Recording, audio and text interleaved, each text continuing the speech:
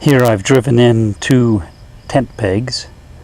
They're long aluminum, inexpensive tent pegs in a cross pattern diagonally underneath each strut all the way around the dome.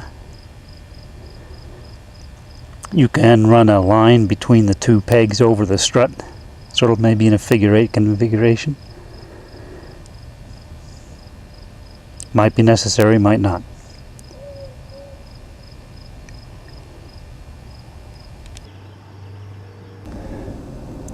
These are the 2 tools that you'll be using to tighten up all the screws and wing nuts.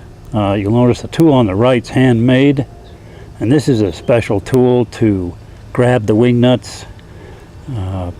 It is shaped to allow the wing nuts to be countersunk, and the handle there gives you an excellent grip to turn them. It's a lot easier to turn the wing nuts with this tool than it would be if you were just using your fingers.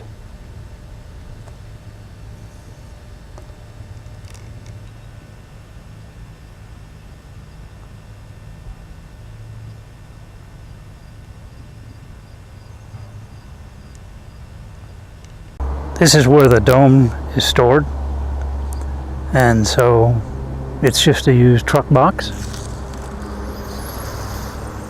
Just sits out here in the yard.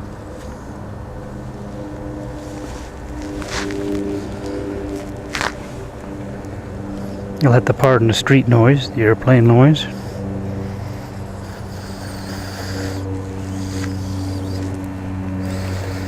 I've got the components in the buckets, but the whole dome and its equipment is stored in here.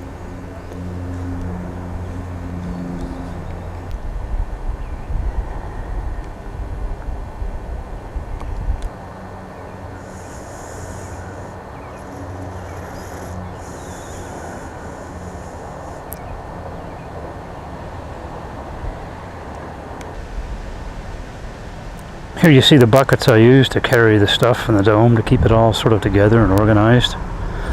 The big Tidy Cats bucket there has the cable, the rope, the stakes, hammer, stuff that you collect while you assemble and disassemble. In the large coffee can here, you'll see a couple of tools I use to assemble the bucket, and those paired cans, the white and the red, those are what I put the butterfly nuts, washers, and bolts in as I assemble the dome. It hangs from my belt. In the other can I've got the base hubs, the pent hubs, and the hex hubs. There's an E-pad, which is almost necessary no matter what you do, because more often than not when you assemble the base hubs, the ground's not going to be soft. The wooden blocks are just to keep the dome elevated above the hard pan, just in case I anticipate rain or something like that.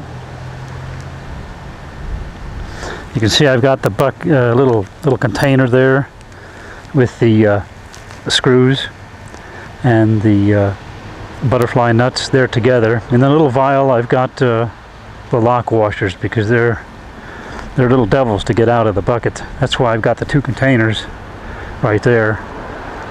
They hold my nuts and wing nuts in the big one, and in the white container, that's my lock washers, so I can easily pick them out.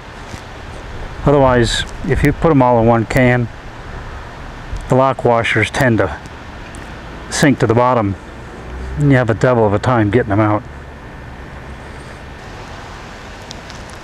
And over here is the top. It's kind of loosely rolled up. It weighs maybe 5-10 pounds, if that, and it covers the whole dome. Handmade on a 1940 something sewing machine. My wife wouldn't let me touch her faff, so I had to go out and buy my own machine. Found one for about 45 bucks, another 40 bucks for the table. I learned how to sew that day. Yeah. I use a hand cart to move this stuff from the upper yard, my front yard, to the lower yard. Makes it that much easier. If you're going to move it any distance around your house, then a hand truck, if you have one, will come in mighty handy.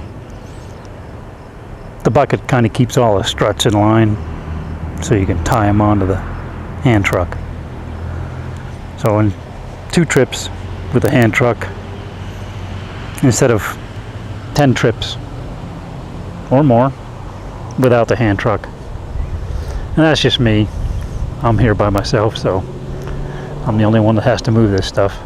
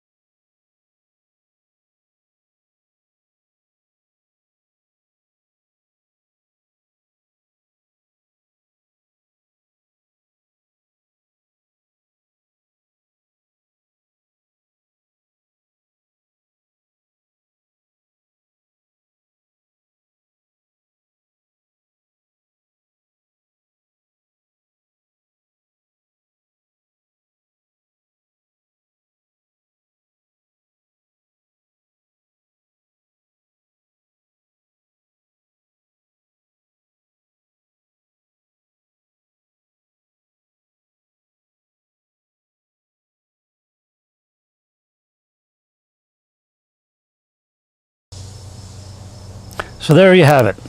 You'll notice I got my shades on because, good grief, it is bright. The sun is about up here. But putting the shades on sure shields my eyes from the glare. Anyway, I hope the editing, lighting, and audio weren't too hard on you.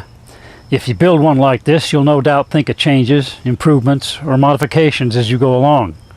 My book, Multi-Purpose Dome, is on Amazon in an 8.5 inch by 11 inch format. It is profusely illustrated and diagrammed. It is Amazon catalog number 4218769, and the ISBN is 978-148-394-2445. Enjoy your dome, but above all, play it safe.